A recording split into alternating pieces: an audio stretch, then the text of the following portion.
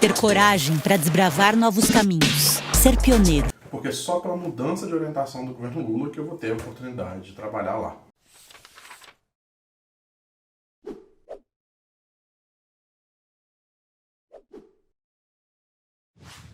Eu ainda não sei o que eu vou fazer exatamente dentro da Petrobras, porque você entra para a carreira da área, né? Isso é uma mudança na Petrobras. Então eu vou ser economista da Petrobras. Os economistas na Petrobras trabalham uma variedade de tarefas enorme. Então você pode trabalhar em relações com investidores, trabalhar no setor de compras, trabalhar no setor de projeções, na área de estratégia da Petrobras, fazer projeções econômicas, fazer avaliação de novos investimentos, pode trabalhar também na área de relações institucionais, na ligação ali com o governo, com o Congresso, etc. Então é uma carreira muito ampla.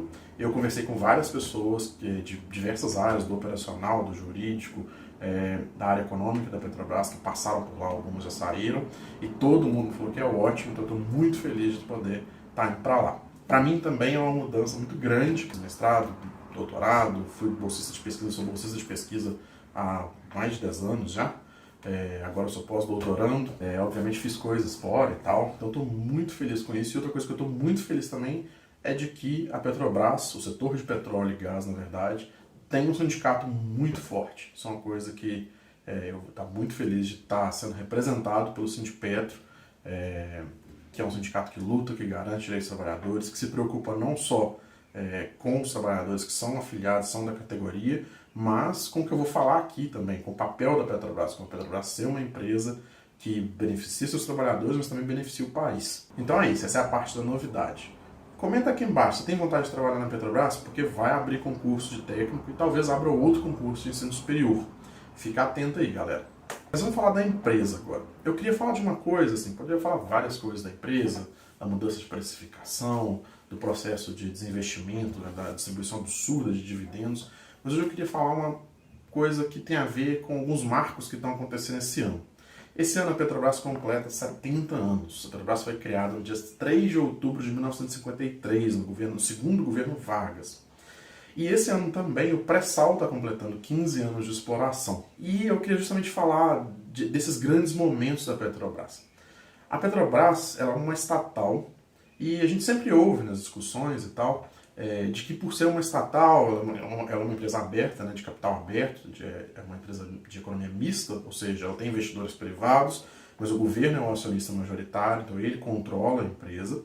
Então a gente sempre ouve que a Petrobras tem que conciliar uma função social com a função dela enquanto empresa, que tem que obter lucros, distribuir dividendos, né? Ela tem que conciliar isso.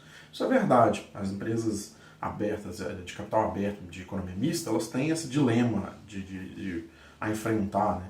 A gasolina é uma questão muito importante para uma parte da população. Então a Petrobras aumentar o preço da gasolina, aumenta o lucro dela, mas ela causa mudanças na economia brasileira e ela tem que levar isso em consideração enquanto estatal. Mas é mais do que isso, mais do que ter função social.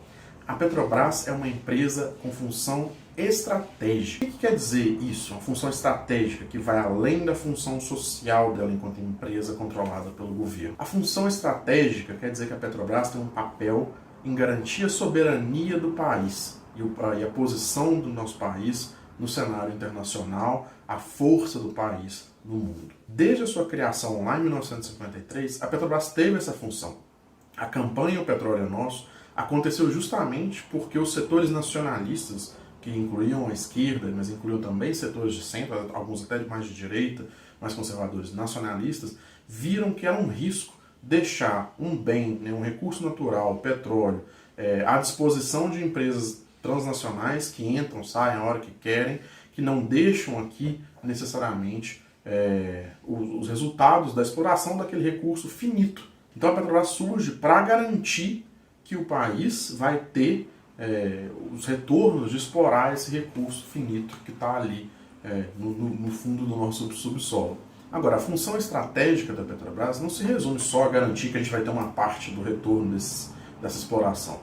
Ela tem a ver, os combustíveis, o petróleo, eles são essenciais para a força geopolítica do país, para a grandeza da economia do país. A função estratégica da Petrobras envolve ela extrair o petróleo, extrair gás, mas também refinar esses produtos para nós temos aqui dentro do Brasil bens que são estratégicos para a economia, como os combustíveis, os fertilizantes, os vários plásticos e outros derivados de hidrocarbonetos. O país que tem a garantia de acesso a esses bens, ele tem uma força econômica, ele tem uma força no cenário internacional. Alguns países vão tentar garantir o acesso a esses bens na quantidade que eles precisam por meios bélicos, né?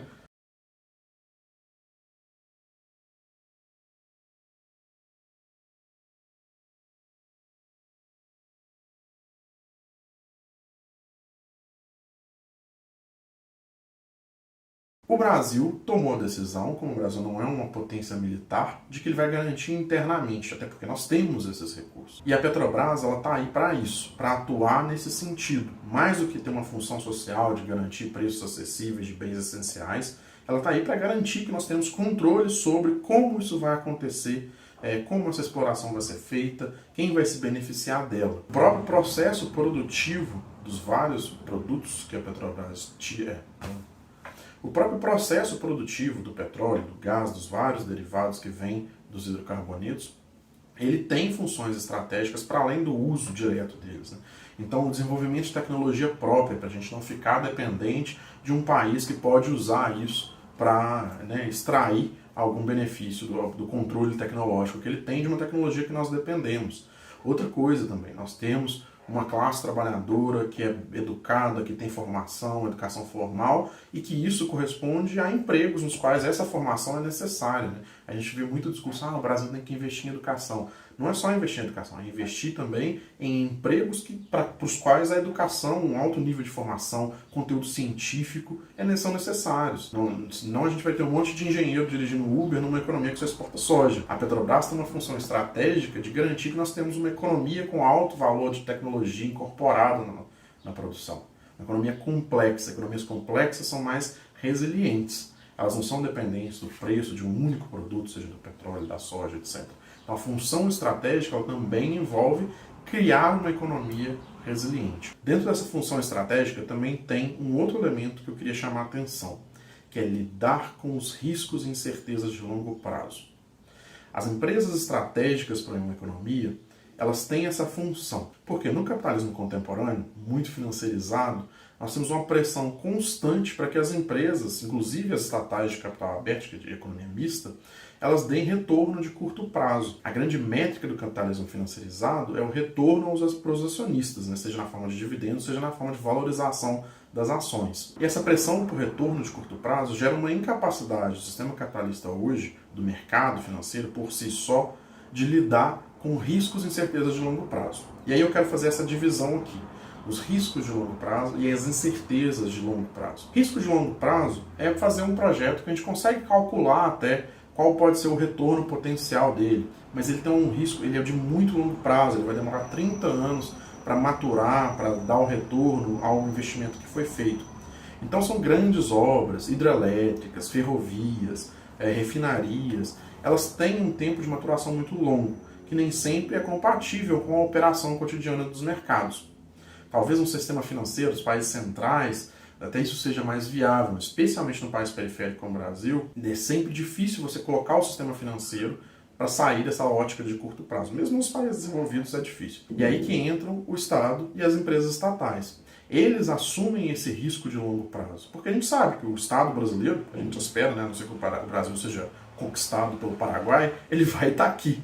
Então ele vai poder ter o retorno desse investimento de 30 anos. Mas para isso, em tese, a gente nem precisa de uma estatal. A gente poderia ter, por exemplo, um financiamento do governo, às vezes né, um banco do governo como o BNDES, garantindo para empresas consolidadas e tal, que elas façam esse investimento, que elas não vão ter a pressão para ter o retorno de curto prazo. Mas tem o outro lado, que eu chamei de incerteza radical. É um risco que não é nem calculável. Se a gente para pensar qual vai ser a grande fonte de energia daqui 50 anos, será que vai ser eólica, solar? Será que ainda vai ser petróleo? E aí será que o planeta vai estar pegando fogo? Será que vai ser alguma fonte de energia que a gente às vezes nem descobriu ainda, que em 30, 40 anos vai surgir uma forma de energia completamente nova? Então, para esse tipo de investimento, é uma incerteza muito grande. E as empresas estratégicas, elas atuam justamente dando o primeiro passo. Porque para viabilizar uma resposta para essa pergunta que a gente acha que, sei lá, vai ser energia eólica, vai ser a solar, você tem que criar a tecnologia que vai permitir essa possibilidade. Você não está escolhendo entre possibilidades, você está decidindo criar uma possibilidade, criar um caminho. E a Petrobras ela tem essa função no Brasil. Ela lidera a economia brasileira justamente tomando esses riscos, essas incertezas de longo prazo. Isso já aconteceu. O pré-sal mesmo foi uma incerteza de longo prazo. A Petrobras, quando descobriu o pré-sal, ela não tinha nem a tecnologia para explorar. E naquele tempo, a gente tem que sempre lembrar disso. Os nossos liberais falavam, isso é marketing do PT. Inclusive o nosso queridíssimo Reinaldo Azevedo falava isso. O Sardenberg escreveu coluna falando que era pura campanha eleitoral. E é sempre assim. O pensamento liberal olha e fala, que loucura, vai investir para explorar o pré-sal, a gente não tem nem tecnologia para isso, é desperdício de dinheiro, vamos fazer o que a gente já sabe, tira o petróleo que é fácil de tirar e vende. Né? A Petrobras foi lá, investiu, inclusive uma grande parte do endividamento que a Petrobras teve, que foi elevado o endividamento, especialmente quando foi se acumulando lá no segundo governo Dilma, e aí tem a queda do petróleo, acabou a Petrobras tendo prejuízos, porque ela estava muito endividada, o preço do petróleo despencou. Mas esses investimentos, esse endividamento, era na verdade para investir no pré-sal, que hoje dá a soberania de petróleo do Brasil.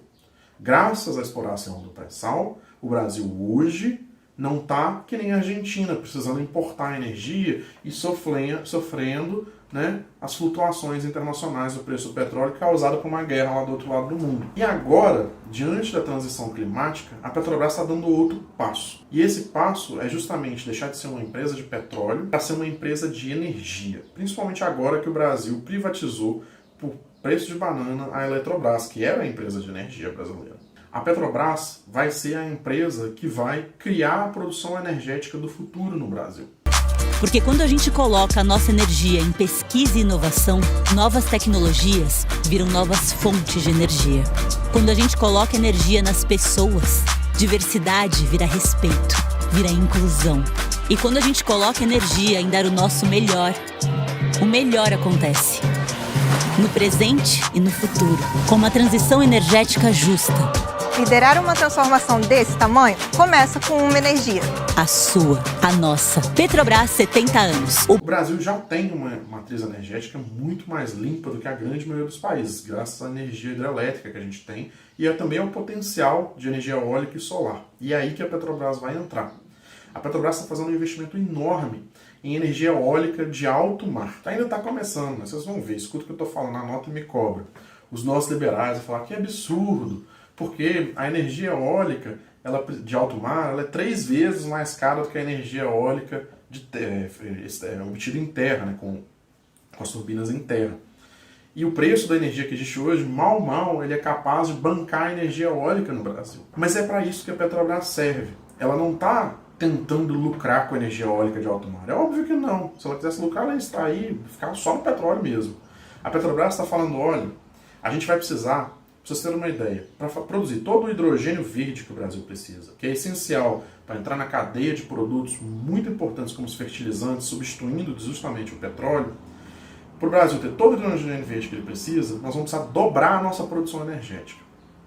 E de onde vai vir toda essa produção energética? Não vai vir de elétrica, não vai vir só de termoelétrica. Aliás, não pode vir por causa da transição climática. Então a Petrobras está olhando lá na frente e vendo que quando a gente começar a produzir hidrogênio verde para sustentar toda a cadeia de produção de produtos essenciais como fertilizantes, etc., nós vamos precisar de uma energia nova, uma fonte de energia nova. Não vai dar para ser só hidrelétrica, não pode ser termoelétrica por causa da transição climática. E aí, quando chegar lá, não é só que a energia vai ficar cara o suficiente para a energia eólica de alto mar ser rentável. Vai ser porque daqui 30 anos a Petrobras vai ter 30 anos de investimento em energia eólica de alto mar e ela já vai ter uma tecnologia que faz com que esse tipo de energia fique mais barato e fique viável para as demandas energéticas do Brasil do futuro. Então, uma empresa estratégica, ela tem essa função. Ela investe em coisas que agora vão ser prejuízo mesmo. Ela vai torrar uma quantidade de dinheiro em fazer pesquisa, em desenvolver o equipamento, para preparar o Brasil para um futuro que ainda está sendo construído. É claro que a Petrobras não vai sair investindo em todas as alternativas que podem ser que sejam o futuro. Pessoas tem cargos como que eu vou ter, economistas, engenheiros, contadores, elas fazem essas projeções justamente para avaliar se esses investimentos fazem sentido. É claro que você faz esses investimentos em outros termos. Não é se a energia eólica de alto mar faz sentido para ter lucro daqui 2 anos. Né? Mas a gente avalia, vê se o gasto não é excessivo, qual é o orçamento que a empresa pode disponibilizar para essas iniciativas de longuíssimo prazo, de alta incerteza.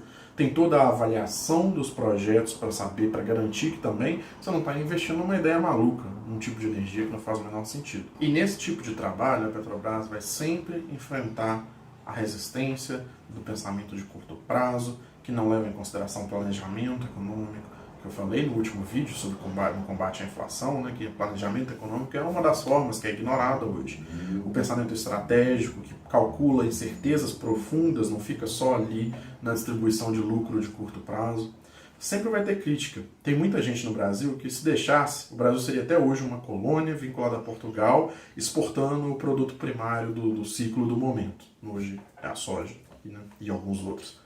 Essas pessoas não acham que vale a pena, elas olham para o que está dado e falam assim, vamos no que está dado. Mas todo país desenvolvido, em algum momento, para avançar o seu processo de desenvolvimento, ele olhou e falou assim, olha, vamos apostar aqui. Que aqui, hoje não vai dar muito retorno, mas vai ser o futuro. Mais uma vez, feliz aniversário para a Petrobras, 70 anos, e eu estou muito feliz de poder, em breve, ser parte dessa história. Tchau.